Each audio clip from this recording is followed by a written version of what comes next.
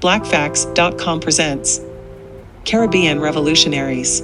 Queen Nanny of the Maroons. Queen Nanny of the Maroons, a strong and determined military leader, descended from a small tribal group in Ghana called the Ashanti. Queen Nanny became a very prominent and historical figure in Jamaica, as she was responsible for freeing the slaves that British soldiers kept on plantations. She was born around 1686. Nanny and her 4 brothers, all of whom became Maroon leaders, were sold into slavery and later escaped from their plantations into the mountains and jungles that still make up a large proportion of Jamaica. Nanny and 1 brother, Griot, founded a village in the Blue Mountains on the eastern, or windward, side of Jamaica, which became known as Nanny Town. There, she would train freed slaves how to fight and outsmart the British. Nanny was an expert in guerrilla warfare and focused on camouflage tactics to be carried out by her people so that they could keep the British out from invading the mountains where they hid in.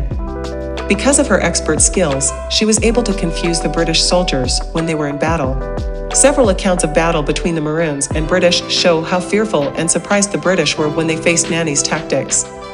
Nanny Town, placed as it was in the mountains away from European settlements and difficult to assault, thrived. Nanny limited her attacks on plantations and European settlements and preferred instead to farm and trade peacefully with her neighbors. She did, however, make numerous successful raids to free slaves held on plantations, and it has been widely accepted that her efforts contributed to the escape of almost 1,000 slaves over her lifetime. While Nanny lived, Nanny Town and the Windward Maroons thrived and multiplied. The British colonial administration became embarrassed and threatened by the successes of the Maroons. Captain William Cuffy, known as Captain Sambo, is credited as having killed Nanny in 1733 during one of the many and bloody engagements of the war. After Nanny's death, many of the Windward Maroons moved across the island to the more sparsely inhabited western, or leeward, side of Jamaica. Nanny Town was eventually captured by the British and destroyed in 1734. The war itself lasted from 1720 until a truce was declared in 1739. Cudjoe, one of Nanny's brothers and a leader during the Maroon War, was the driving force behind the treaty.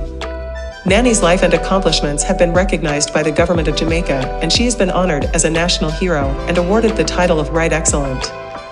Nanny was a sign of hope and power among the slaves of Jamaica. They were being mistreated and oppressed by the British, but hoped that the powerful Queen of the Mountain would free and protect them.